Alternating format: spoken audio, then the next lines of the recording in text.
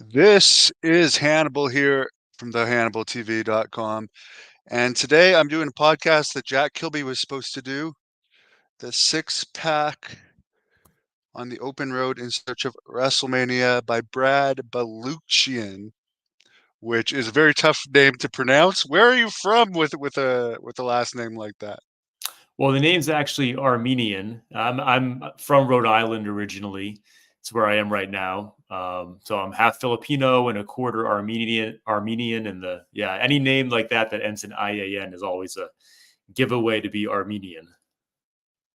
That seems like it'd be a nice place to visit. Is that your house in the background there with the stone?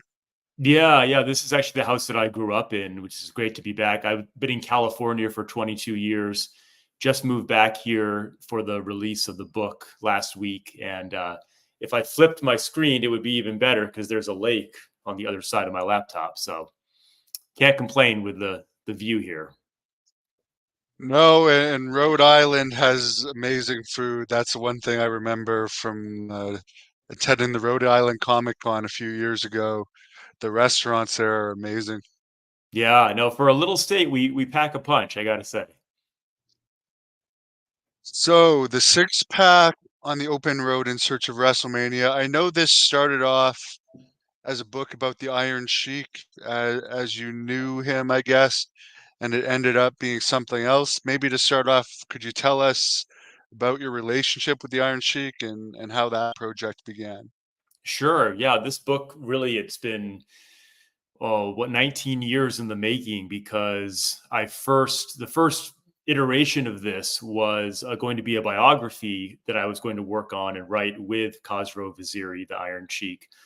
And when I was growing up here in Rhode Island, he was my favorite. He was my favorite wrestler. I was a kid of the '80s and the WWF expansion years, and I was never someone that followed the crowd. So I was the Iron Sheik. His whole presentation, the fact that nobody liked him, was the thing that drew me to him. And then years later, when I was in college, I actually got to know him at a show and kind of, I guess, impressed him with how much I knew about his career. And we ended up keeping in touch. And a few years later, I left my job at a magazine to go live near him in Fayetteville, Georgia, outside of Atlanta, to work on a book with him. And, I was made aware of how fascinating his life was, even beyond pro wrestling. And I just thought it would be an amazing story. Unfortunately, this is 2005. This is right in the middle of when he was in the serious grip of addiction to hard drugs, and his oldest daughter had been murdered a couple of years prior. So the whole project just wasn't meant to be. He was too hard to work with. And so we parted ways, and I went on with my life. And I've gone on, and I'm also a scientist and a professor and a writer. And just a few years ago, after my first book, which was about tracking down former baseball players, after that came out and did well, and I was thinking about what to do next, I thought, wouldn't it be cool to try to reunite with the Iron Sheik, but this time write something about more than just him, but the whole era that he was a part of and how the WWF expanded in 1983, 84. And so what I did is I said, okay, I'm going to find several people that were on the show in Madison Square Garden on December 26, 1983, when he won the championship. So this book is about my 12,525-mile journey to find Iron Sheik and Sergeant Slaughter and Tito Santana and Hulk Hogan and several other people from that time. Do you have any stories about experiencing that sadly addictive side of the Iron Sheik? Because there's so many videos from that, I guess 2005 to 2009-ish time frame where he's acting very wacky and some people don't know if he's working it or not. Yeah, I mean, so the first line of this book is the Iron Sheik just threatened to kill me. And that was me in his living room in 2005, all because I had just pointed out that he was not the only Middle Eastern wrestler to come to the US and be successful, and basically corrected him on a minor detail, and he just flew off the handle. And that was, he was just very volatile, unpredictable at that point. because of all the substance abuse. So there were a lot of days like that. I mean, the as you said, the character that we saw on the Howard Stern show and in all those shoot interviews, knowing him well as I did behind the scenes, and much later having seen him again on the road trip for this book, I feel pretty confident in saying that pretty much was a work. I mean, he was in the spotlight again. He was getting people to kind of wind him up and wanted him to entertain them. And so I think that, yeah, that was him really just kind of giving what he thought that people wanted, and kind of going crazy with this character that he had reinvented himself as. But underneath that, and this book really is about who these guys really are in real life, and the extent to which they became their characters or did not. And so Khosrow Vaziri, the real person behind the character, is a very serious, very hardworking, very dedicated, very proud guy. And so I think it was kind of sad to see how far away he got from his true self during that period of his life. And it was also, therefore, heartwarming to see him come back to his real self right at the end of his life. Are you surprised that he outlived Nikolai Volkov, who was never into drugs and was a vegetarian, always lived a healthy life? Yeah, no, I mean, when the Iron Sheik did pass away last year, in some ways, I mean, it was very sad, and a huge loss. But in some ways, it was remarkable that he had lived as long as he had, given how hard he lived for a lot of his life, and how many of his colleagues had passed away really young. As you said, Nikolai Volkov, yeah, famously did not get into all the drugs, and lived a pretty healthy life, and he died, pretty young, several years before the Iron Sheik did. So I was surprised to see that. Yeah. Yeah, the last interview I did with Nikolai, he was talking to me about how concerned he was about the Iron Sheik. Then he just passed away like a couple months later, so Wow. Did you ever it was interview shocking. the Iron Sheik for your show? His agents blocked me. They let me film a lecture that he did with Bob Backlund, but they wouldn't actually give me a shoot interview because they were in the process of making that movie about him, Oh yeah, and yeah. they were trying to keep a lid on it, and also they were trying to change his reputation. They didn't want they didn't want him acting crazy and stuff on camera anymore. I see. Yeah. Well, it's interesting. So, Devin, your shoot interviews. I as part of my research, I watched a lot of different interviews, and originally there was going to be another chapter in this book about Bob Backlund. He was, obviously he was a big part of this story. He's the guy that the Iron Sheik beat to become the champion. And I went to Princeton, Minnesota, where Bob grew up, and I found his high school classmates, and I visited Princeton High School, and went and met with his biographer, Rob Miller, for several hours, and got a lot of great information about Bob. But as I was doing my research around the same time, I saw your interview with him, and I realized watching that interview that something wasn't right. And then from my other research and sources was told that, yeah, he's been struggling with dementia and health issues. And so unfortunately, Bob isn't featured in the book, although I do talk about him in relation to the Sheik winning the belt. Yeah, I was basically told it's not going to be a great interview, but it's only going to get worse, so it's now or never. So of course, Yeah. I didn't turn that down, and God bless him for having to deal with that.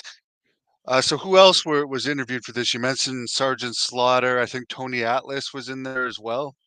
Right. So Tony Atlas, I got, and with him, what one of the things about the book is that I really tried to get on the road and go meet with these guys and do different things with them, just so I could tell a more complete story of what their lives are like now, and describe the settings that I found myself in. So with Tony, I went up to Lewiston, Maine, and spent a couple days with him, and saw his wife in the assisted living facility, and worked out. He actually got me to bench press 205 pounds, which is pretty good for my 170-pound self. And it was great. We kind of went through his life and his backstory. I did something similar with Tito Santana. I flew to Puerto Rico to meet with Jose Luis Rivera, who was kind of the biggest enigma of the book, because as a not a star, there wasn't very much known about him. But I was able to find out a lot by going and seeing him in Puerto Rico. Bill Eadie, who was the Masked Superstar on that show, and of course later Demolition Axe. We had a nice visit down in North Carolina at his sister's house. Of course, Iron Sheik is sort of the beginning and the end of the book. For Hulk Hogan, I went down to Port Tampa, Florida, and found people he was in a band with, and that chapter I was really proud of, because it's really about, I mean, how do you say something new about Hulk Hogan given how much has been written? And so for that, I really focused on his music career and finding the people that he was in the band Ruckus with, and a childhood friend of his, and going to the house that he grew up in, and then to his karaoke bar. So there's a part on Hulk. Vince McMahon, there's a chapter on, I was able to find a lot of the people that worked in the WWF front office in the mid 80s that had never spoken publicly about that period. And so that was exciting to break some new ground and talk to Jim Troy, for example, who was the senior vice president of Titan Sports from starting in 1982, was kind of Vince McMahon's running buddy and sidekick in those pivotal early years, along with Bob McMullen, who was the first CFO of the company, who knew all this stuff about the behind the scenes financial part about how they were able to expand nationally. That sounds very interesting. As far as the Ruckus band with Hogan, were any of them able to actually confirm if he really did have his leg broken? Because the way wrestlers exaggerate things, I sometimes suspect that that whole story is definitely Well, exaggerated. I'm glad you said that, Devin, because that is the other big focus of that chapter, is fact checking. I mean, I guess I could say the big theme of this whole book is a search for truth in wrestling, which, as you know, is challenging. And my background is as a fact checker, as a magazine journalist, and so I really put a spotlight on that particular question: did Hiro Matsuda break his leg? So I was able to. I mean, the guys in the band didn't know because, well, they had an idea, but the guy that was there, Jerry Briscoe, I interviewed him about that. Talked to Brian Blair, and basically the people that I who I talked to down there said that no, he did not break his leg. He severely sprained it, and Hulk was hobbling for a few days. But I mean, even if you read Hulk's two books, he gives different accounts of that incident. So even from Terry Bollea himself, he had somewhat contradicted himself. And now I was able to go in there and do some more fact checking on that. Yeah, because that really doesn't make any sense. You give your trust to someone and they smash your leg and you're going to come back. I don't know. I know he Well, I wanted to think, be in the business, but yeah, and I think that a lot of these guys, they don't even know that they're necessarily um, working anymore. That they're not telling the truth. Like, some of these guys have either heard stories or told stories for so long without being checked on it, that, or in their memories are just bad to begin with. Like Sergeant Slaughter, he's talked about winning a championship, and he had the territory wrong and the tag team partner wrong. And, so I mean, some of these things, I mean, obviously Bob Remus, Sergeant Slaughter, did know that he was lying when he said that he didn't, that he served in the Marine Corps and served in Vietnam. That one is something that, he just recently has come out publicly and said that, he did not serve. But a lot of the smaller stuff, these guys are so used to exaggerating that they may not even know what is the work in the shoot anymore. that is true. So you talk about the big event when the Iron Sheik uh, beat Bob Backlund, I guess, by Arnold Skaaland, throwing in the towel. Not many people know much about that event other than seeing that replayed time and time and time again because it led to the birth of Hulkamania. Tell us a bit about the background leading up to that event and why it was so important. Sure. Well, that is a fascinating little window of time there where Vincent Kennedy McMahon, Vince McMahon Jr., had bought the company from his dad pretty much in secret in June of 1982 for $1 million. And even after he bought the company, the rest of the, I mean, this is back in the early 80s. There is no internet. There's no way to really get information around. And so no one other than the few people in that room really knew that Vince Jr. had bought the company.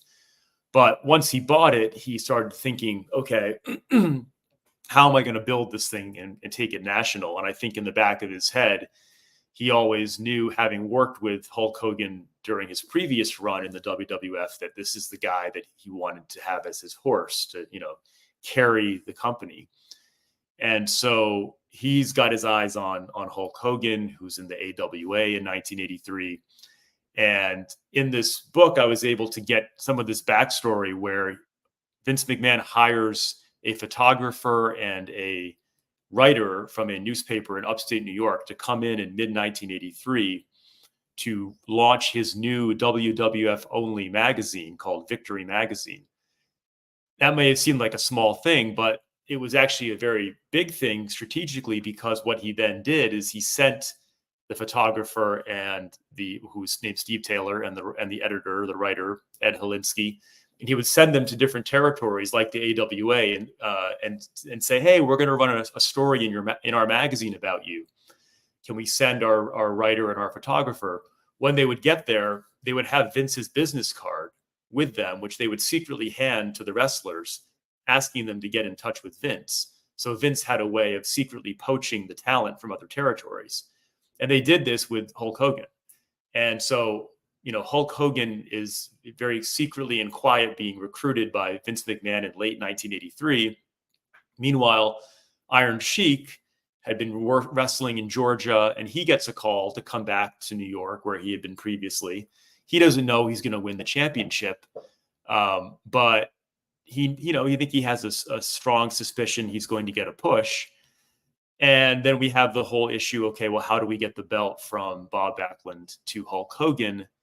And so, in the book, I fact checked that whole thing. Was Bill Eadie supposed to get the belt, the Masked Superstar? So I asked Bill about that. And then, we know that Bob Backlund wasn't thrilled with the idea of Hulk Hogan being the champion, but he was okay with Iron Sheik because he respected him and had wrestled him in the AWA in 1977 and really respected his amateur wrestling credentials.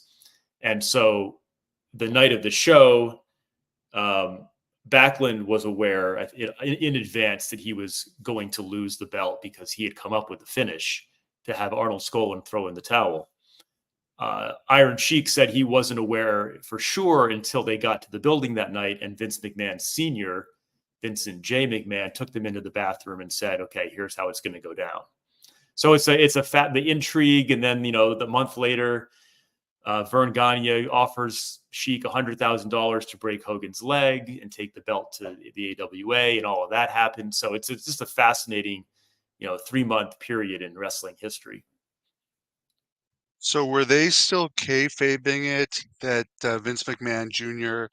had bought the company to the boys at that point, or was there some type of meeting and announcement about that? Yeah, they were still, when I got Bill Eadie's testimony from his lawsuit against Vince when he sued him in 1991, and he does this long deposition where they're interviewing him about his run as the Masked Superstar in 1983-84. And Bill basically is saying under oath that, yeah, Vince, Vince Jr. was just the announcer, and we just thought of him as the announcer and the boss's son, but not the boss. And to the point where at one point Vince Jr. wanted him to take off his mask, and Bill Eadie didn't want to.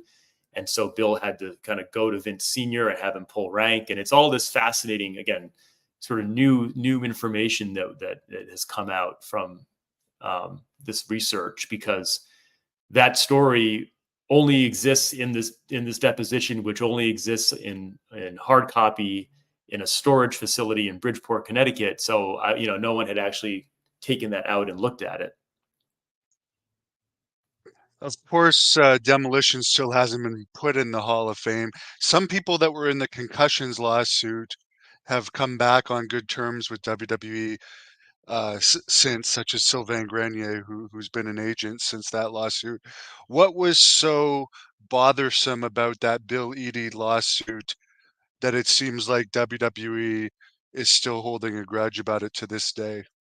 Right. So there's two lawsuits. The first one that you're referring to was one that where Bill sued basically because he said he was underpaid based on his merchandise and also his payoffs for his run in Demolition, and that he had actually helped create the gimmick of Demolition, and it wasn't Vince that had created it. And Bill went through in the lawsuit, and he's like, look, on these early pay-per-views, we were getting maybe a better payoff than we would get for a regular house show, but they weren't calculating our pay based on the pay-per-view revenue and receipts. So Vince was making a killing in those early pay-per-views because he had the live gate, but then he had all the money, way, way more money coming from the pay-per-view receipts that the talent wasn't really getting. Maybe Hulk Hogan got it, the top talent, but not the underneath guys. And no one, so with Bill, like in suing Vince, most people would fold very quickly. Bill stretched out for 10 years on that lawsuit, refusing to settle. Ultimately, he settled, but it was for an amount he was very happy with. So I think that that's a big reason, is that Bill Eadie, and he told me that at one point it wasn't even about the details of the lawsuit. It was on principle that he wanted to stick it out with Vince. And, Bill, basically, it came down to him. Bill said that Vince was not a man of his word, and that, Bill was, when I was interviewing Bill, he got emotional talking about how his father, one of his father's biggest principles was being a man of your word. And, Bill always followed that, and how disappointed he was that Vince had not, because Vince had also promised to make him an agent when he retired in late 1991, or no, 1990 rather. His last match was at the Survivor Series, and Bill had been told by Vince he was going to be an agent, and then Vince, when it came time to hire him, said, "I'm sorry, I'm not going to hire you." And of course, it didn't help, as you said, that later Bill and 59 other people sued the WWE on the concussion lawsuit. And so in that chapter, I went and actually literally knocked on the door of their lawyer, Konstantin Kuros, in Massachusetts, and interviewed him about what went wrong with that lawsuit and why that wasn't successful. Yeah, there's a lot of reasons probably why it wasn't successful. Do you want to just go into that quickly, since you did talk to the lawyer directly? Well, I think it was, it didn't help that there was a lot of sloppiness in the suit. Like, he had actually copy and pasted parts of the NFL concussion lawsuit and not changed the name from NFL to WWE. And, that didn't help matters. But I think it was more that he was just overmatched. Jerry McDevitt and the WWE legal machine was, just ruthless in attacking Constantine's legal strategy and making it more about him and his mistakes. And I think that he was just kind of overmatched in that particular legal matchup. And I actually have an interview with McDivitt on this channel where John Paz asked him about that. And one of the things he mentioned is, why in the world would you make like Billy Jack Haynes the guy talking publicly about the lawsuit? Much as I'm friends with him, it's a weird guy to be like your representative of the wrestlers. Well, I think from talking to Constantine, the whole thing started with, like, basically Constantine, he had been part of the NFL suit. He felt that the wrestlers had been similarly exploited. And he kind of put out a call for, hey, if you're an ex-wrestler that has been negatively impacted by WWE, let me know. And Billy Jack Haynes was the first person to come forward. Maybe that's why Billy Jack played a bigger role. Not saying that was a good idea, and then from there, more and more guys joined the suit. So as far as the card that night, I guess the wrestlers were probably being paid from the live gates. And was it a sellout?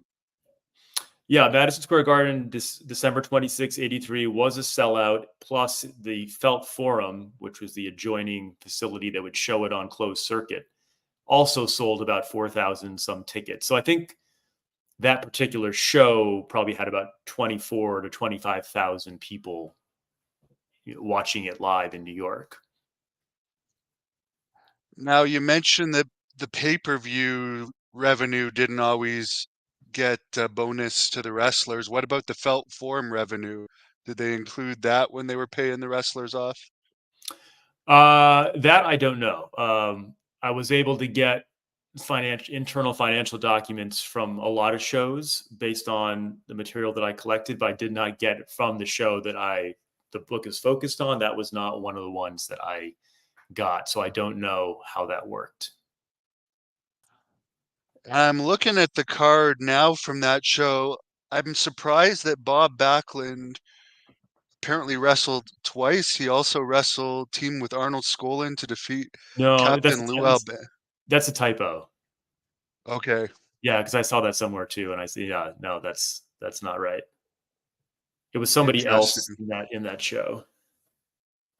And Sergeant Slaughter defeated Chief Jay Strongbow. What did he have to say about that night?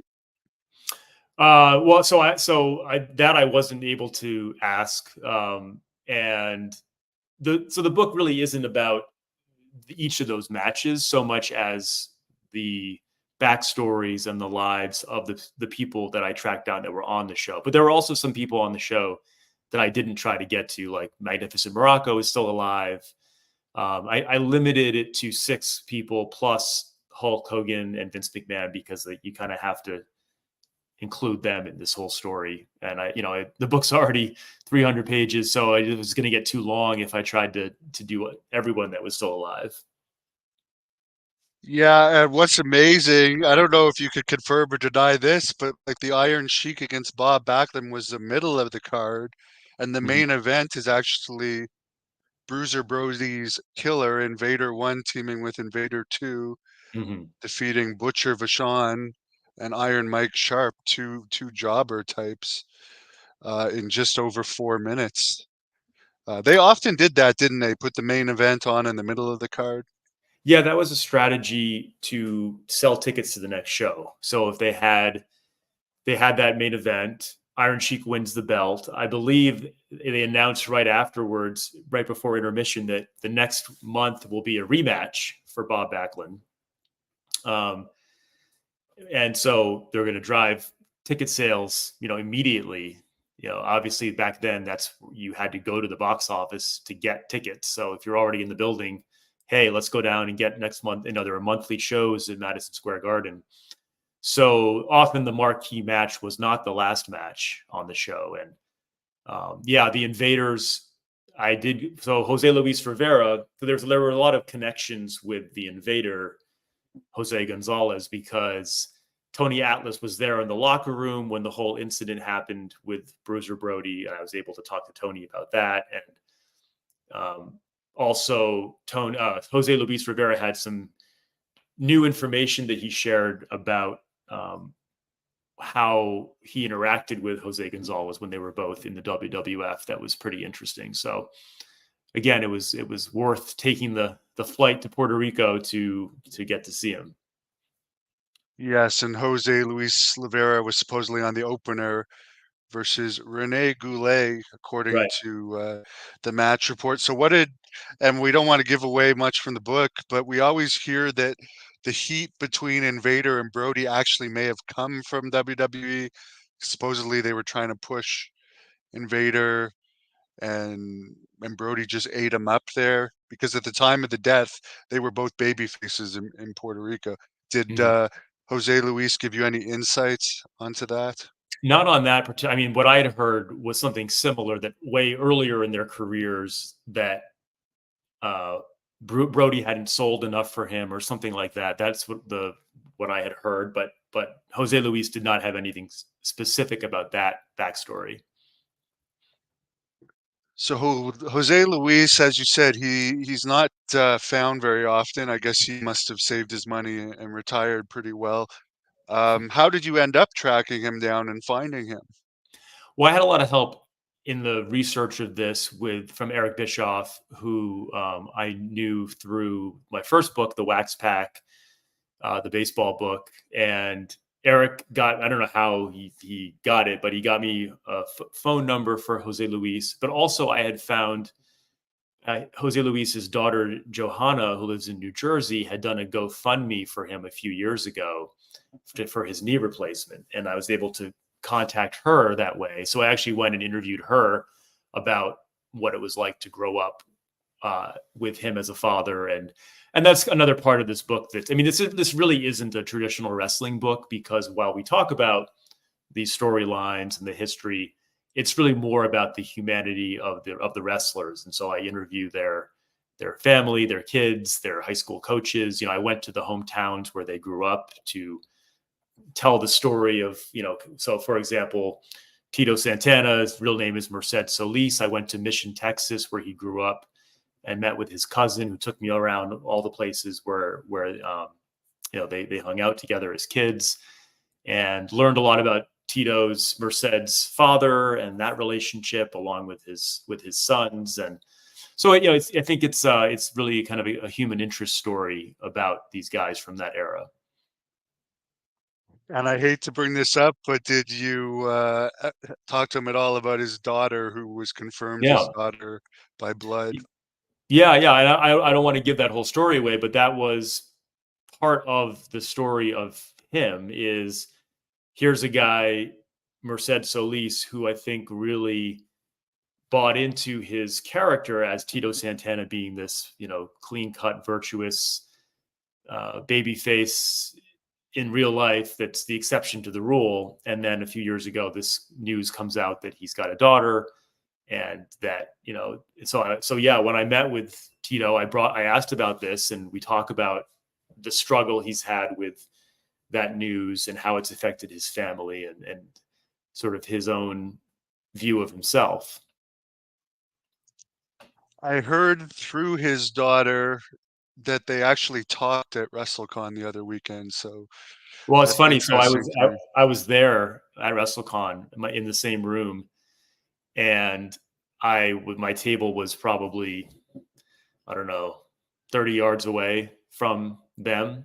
And I saw her walk over to him and start talking. And he seemed kind of visibly annoyed at first, but then they talked for a while, and, and then that was it. So I can confirm, as an eyewitness, I can confirm that they spoke. I don't know what they talked about, but Yeah, we won't get into that. But as far as Tony Atlas, you're saying he's in an assisted living home now. I no. guess His that's his wife is. oh, his wife is, so he still lives on his own. Yeah, he's doing great. I mean, he's still like wrestling. He was 69 when I visited him, and he had just come back from wrestling a match. His wife is substantially older and had a stroke, and so she's in an assisted living home. And he goes every day and spends a lot of the day with her. So I was just along for the ride with them. Now we mentioned that Tito Santana thing. He may not have been as clean as everyone thought he was. Bob Backlund seems like he never really did anything wrong. I did hear him tell a story once when he was very young, uh, driving under the influence, but like there doesn't seem to be any baggage on Bob Backlund. Yeah, I mean, Bob, I got it again. I got to spend a lot of time with his biographer, who probably knows him as well as anyone outside of Bob's family, and he would know if Bob had skeletons. And I, again, I went and tracked down Bob's high school friends and asked about him. And I think Bob could party, and I think he was selective about that. But I don't think he was never in that crazy wrestler party lifestyle. And I think what's interesting is that this book is about the extent to which these guys became their character. And what's interesting about Bob Backlund is that his character was Bob Backlund, right? Like, his character in the 70s and 80s was this squeaky clean, virtuous babyface, and he really bought into that, so much so that I'm sure you know this, and your viewers probably know this, that he didn't want to turn heel in 1984 to fight Hogan, and he didn't like that Hulk publicly was all about training and saying your prayers and eating your vitamins, but then was privately partying and, doing steroids and whatever other drugs.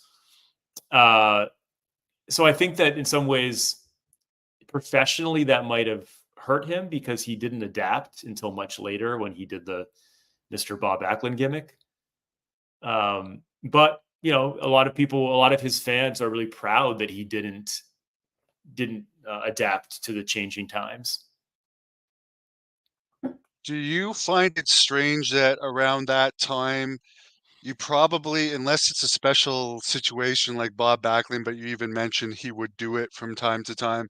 If you weren't a partier and you didn't go out with the guys after, or you didn't cheat on your wife, like that was even considered, you're not one of the boys unless you do that, unless you're getting wasted every night. Do you find it weird that it was like that in the old days and now you would not last if you had that type of personality?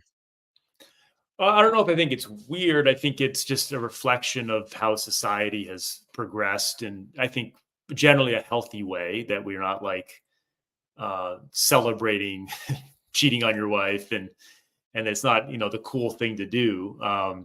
I think that the wrestlers now just have a much more healthy lifestyle, and I think that the era that I wrote about in the 80s is going to go down in history as just exceptional, because that schedule from like 1984 to 1991 in the WWF was unprecedented and will never happen again.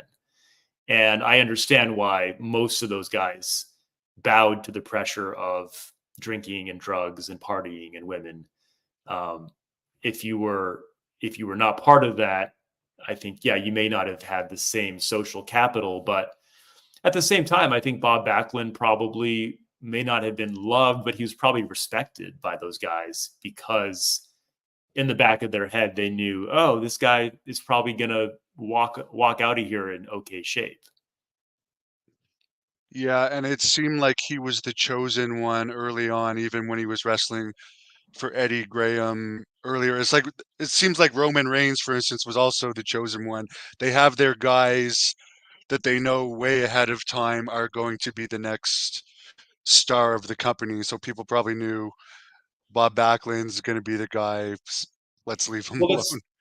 that's true, but it's interesting that sometimes that's a misfire, right? Like, I think some people thought that Sid Justice and the Ultimate Warrior were going to be, or Lex Luger were going to be the next Hulk Hogan, or maybe even that guy Tom McGee, which is a sort of obscure reference. But there have been certain chosen ones over the years that didn't pan out. So it's a testament to Roman Reigns or to Bob Backlund that they were deemed a chosen one and they were able to follow through.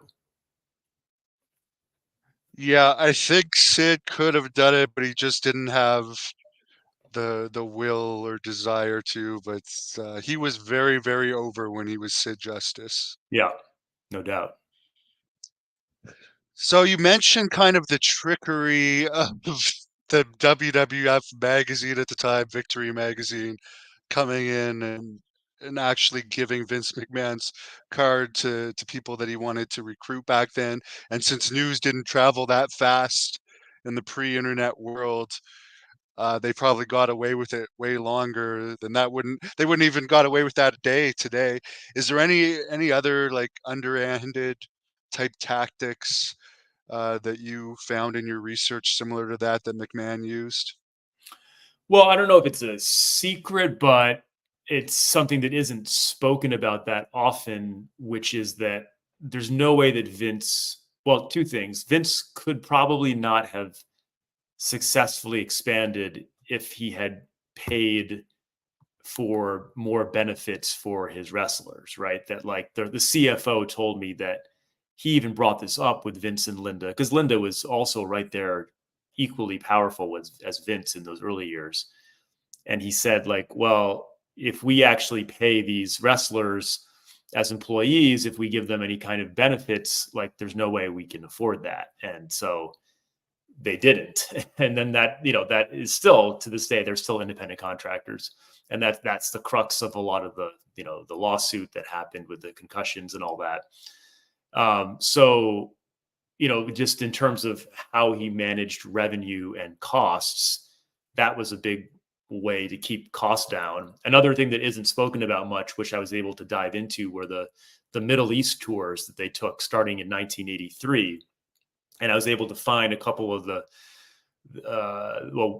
guy that kind of ran, Jim Troy, that ran the show over there as the agent, and then Mike Breen, who was a referee at the time. And the stories that they told me about Jimmy Snuka trying to kill Tim White on the plane coming back from the Middle East, like just absolutely nuts. And so I don't want to spoil all that, but that's in the book.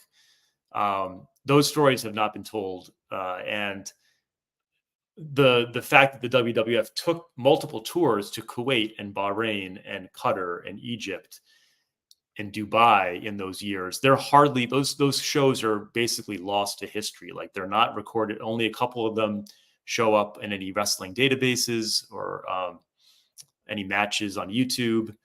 And those were key though, because they were huge revenue generators for Vince at a time when he needed a lot of money to fund the expansion, because here he is poaching all this talent from other territories, and he's paying TV stations around the country to show his Saturday morning TV show instead of them showing the local territory show. So it's all, balancing revenue and cost, and the creative ways he was able to do that. I had no idea they went to the Middle East prior to that 1996 famous Kuwait tour that, Yeah. that was documented. How often would they go? You said it started in 1983. Yeah, they went, I believe, 4 times between 83 and 85. And again, the stories that from those trips, I mean, Jimmy Snuka getting detained by customs and for drugs, and just all kinds of craziness that went on.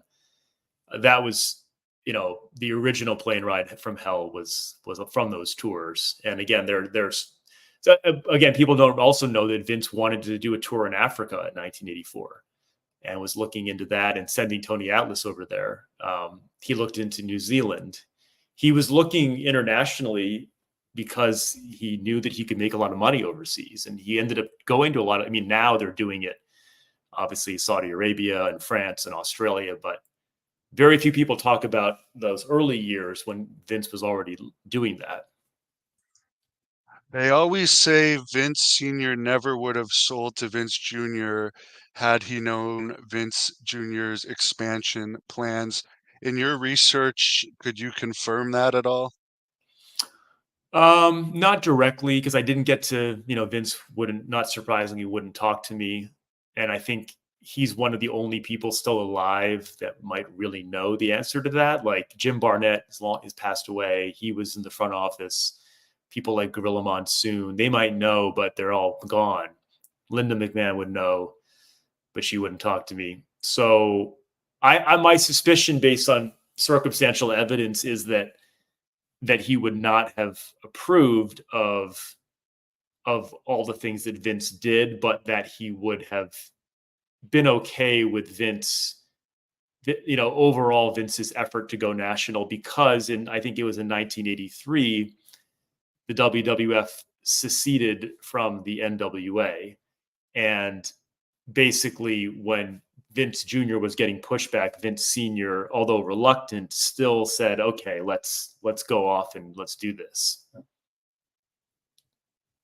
What was the company's structure like around that time as far as, I guess Vince owned it, so he would have been at the top? Would his father have been an advisor? You mentioned What? Gorilla Monsoon. Yeah, I don't know. So in 1979, Vince incorporates Titan Sports, but he doesn't buy the company. He does that with Linda. They, for a few years, ran the Cape Cod Coliseum. That was their main job. And so I talked a lot in the book about how Vince first got on the USA Network and how he used a hockey team in Cape Cod to bring in revenue. I don't know officially what Vince McMahon Sr.'s title was once he sold the company to Vince Jr. But again, Vince Jr. had a year to make the 4 payments totaling $1 million to Vince Sr. So even though Vince Jr. makes the first payment in June of '82, it's still a year before that is complete. Once Vince Jr. has ownership, Linda is basically the executive vice president. Jim Troy is the senior vice president. Jim Barnett is brought in mid 1983 to be some high level vice president, to largely for his connections politically and because he could be instrumental in getting the WWF TV show on different markets where he had been a promoter previously. Joe Perkins was the guy in charge of also the syndication and the TV stuff. Howard Finkel was there. Ed Cohen was the live event booker. And then, there's another handful of employees. But in that when they moved to Greenwich, Connecticut in the fall of '83, the whole company was probably like 20 people. I mean, it was not big. Very interesting. And as you said, the match with Backlund and Snuka didn't happen on the card, even though it's written as it did. Was Snuka on that 1983 card at all, to your knowledge? I'd have to go back to my notes, and off the top of my head, I don't recall if he was on that show. I think he was, but I'm not sure. And you mentioned this crazy airplane story. Would that have happened before the alleged murder or after? After, yeah, which is crazy. Right? So it's like that happens with Snuka, and that doesn't get him fired. But finally, he went into. They basically sent him away to rehab at some point in there. I think it was after this flight incident, and then he gets fired at some point in there. But yeah, Snuka had more lives than a cat in terms of the chances that he got. I heard from Rocky Johnson and others that had Snuka actually been reliable, which sadly, because of the substance abuse, he wasn't. He actually could have been the one to get the Hulk Hogan push, because at one point he was actually more popular than Hulk Hogan as a babyface. Yeah, I don't agree with that. I mean, this is all speculation, right? So maybe Rocky Johnson believed that. The reason why I don't agree with it is because I think that Vince Jr., who again knew early on that he wanted to buy the company and take it over, I think he saw the money with Hulk because Hulk was 6'6", 300 pounds. And even if you can take the reliability part out of it, which is hard to do, I think Hulk had more of that opportunity for mainstream appeal and crossover and charisma than Jimmy Snuka did. He was better on the microphone than Jimmy Snuka. And I think to say that, Snuka was more popular maybe than Hulk in 1982, 83. Or he was probably on par, but Hulk was, Hulk's plane was just taking off, really. And I think Snuka was peaking at that point. Obviously, there's a lot of insane stories in your book, which I'll put up again now. Is there any, and by the way, people, it's on Amazon, and why don't you tell us where you can get it now before I Sure. ask No, this thanks. question? Yeah, so it just came out a week ago. I was just at WrestleCon for it. I'll be on tour, so if people are interested in knowing more, I'm at Brad Pack Books is on Twitter and on Instagram. The book you can get anywhere, any bookstore or Amazon online. And also some of the things I've been talking about, like these bonus materials and these internal documents, I'm putting up on my website, thebradpack.com. I'll be over several weeks and months putting this stuff up there. So, obviously I couldn't fit all this material in the book, and there's a lot of documents and audio files that I have to share. So people can check that out. So what was the most surprising thing that you found out of all this? Because there's so much shocking stuff that you've told us about so far. Yeah, most surprising. Other the Middle East stuff is crazy. Like, because again, there's like almost no record of it. So that's probably among the most surprising. Maybe that I also was able to. So people always talk about the Iron Sheik arrest with Hacksaw Jim Duggan in 1987. But no one talks about his first arrest, which was in August of 1985, when he got arrested for allegedly attacking a gas station attendant in Connecticut. And I was able to, so that is actually when he first got hooked up with his lawyer for the later case, Mickey Sherman, who was, excuse me, who was a famous celebrity lawyer. And I was actually able to track down Mickey Sherman and interview him about both the Hacksaw case, but also that case in '85 that no one talks about, where the Sheik basically got off by winning over the judge based on his celebrity. And again, just crazy stuff like that these guys got away with. There's that story that Marty Jannetty tells on this channel too, where the Sheik supposedly drugged a woman and then clotheslined her, and she was taken away Right. in an ambulance. Did you ever see any record of that? I never found a record of that. Nor did I ask him directly, because that one thing about Khosrow Vaziri, the Iron Sheik, is he did not ever want to talk about Colonel Mustafa. He really, his whole demeanor would change if you brought that up, because I think that really hurt his feelings that he was asked by Vince to play an Iraqi. People might say, "Oh, whatever, it's just wrestling. What's the big deal?" I mean, he just did it for the money, and it wasn't even very good money he was making as Colonel Mustafa. And I think that just the fact, Iranians have a lot of pride, and Iran and Iraq fought a 9-year war in the 80s, and there's a lot of bad blood there. So now to suddenly go from the Iron Sheik to Colonel Mustafa from Iraq was a pretty dramatic change. Is it true that in WCW, which was I think just before his Colonel Mustafa run, his contract rolled over like right when they were about to release it, so we got like a year of hardly Yep. being used? Yeah, if you look Just at his 2 years in WCW, he got in a car accident that really screwed up his ankle, and he was off the road. And it was probably around then when it rolled over, and they didn't realize. And then they brought him back. Like, if you look at the history of his matches, they bring him back in that second year to wrestle like Norman the Lunatic and Vader, and like he's basically just being used on house shows, never put on TV because they had him under contract still. any truth to the story that he would show up at Mr. Wonderful's bowling alley with a case of beer well high and want to do squats in the bowling alley, and eventually they had to kick him out because he was making such a scene? I mean, it wouldn't surprise me, because when I was with him in Fayetteville, and so Paul Orndorff also lived in Fayetteville, I was with Iron Sheik at the backstage at the Hall of Fame when he got inducted in 2005. Also, when Paul Orndorff got inducted, and knowing that those guys were in the same town, that would not surprise me. I wasn't there for that, but as has been well documented, the Sheik would go everywhere asking for beer and signing 8x10s to pay his bills, and so that's pretty much on brand with what he was doing. Did any of Hulk Hogan's old Ruckus bandmates, were any of them able to confirm Hogan's story that he was once asked to be in Metallica?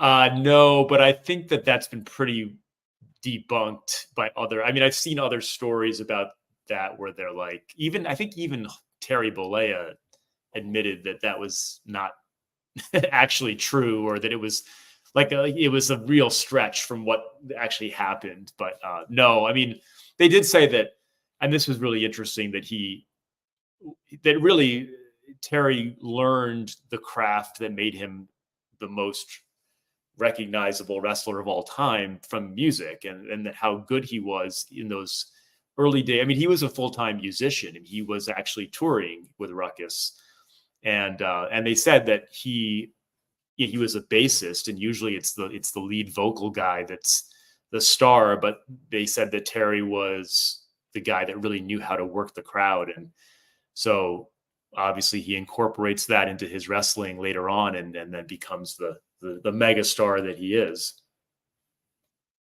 Now, you said you're friends with Bischoff. I understand he read this book and liked the book. Do you still, I guess you still keep in contact with him then? Yeah, no, he's been really helpful. I've actually done a few live shows with him on his YouTube channel because he's really been very generous in helping me promote it. And so, yeah, he's definitely helped get the word out. What do you think of him as far as his position in the history of wrestling? That pretty much the only guy to ever beat Vince McMahon for a while. Yeah, I think Eric Bischoff is underrated because I think that you can almost draw a line from him and the NWO to where wrestling is today. And I think that you can, the same way you can draw a line from the stuff I write about in my book, which is Hulkamania in '84 to where wrestling is today. Like when Bischoff takes over and is building Nitro, that is like the kick in the ass that the wrestling industry needed to evolve because Vince McMahon was not evolving the product and WCW was dying, right? So I do think that, I mean, obviously there's a lot of other factors, but the creation of Nitro, going to head with Raw and the NWO made wrestling cool again, and it forced Vince to bring in the Attitude Era, and then everything changes, right? And wrestling hits even bigger peaks than it did in the 80s, and now here we are with a publicly traded $8 billion company. Yeah, it's amazing when you look at before the Attitude Era to now, the differences. And I understand Chris Jericho read your book and liked it as well. How do you know him? Yeah. So when I was finishing the book and I was talking to Eric Bischoff and I said, there with the whole with books and book promotion, you try to get people to write a blurb for your book. And I was thinking about who in the wrestling industry I wanted to approach. And there were a few wrestlers that stood out because to me, they always seemed like thoughtful, kind of intellectual types that would kind of get what I'm going for in this book and in the type of book it is. And I thought about Chris Jericho. I mean, I didn't know him at all, and Eric Bischoff does know him, so he was able to put me in touch. Mick Foley, who obviously wrote the most successful wrestling book of all time, and again, Eric was able to put me in touch. And then Bret Hart, and that one, Dave Meltzer, who has praised the book, also put me in touch with Bret Hart. And that was by far, if you go to my Twitter, you'll see so I sent the book to Bret, didn't hear anything, figured, oh, well.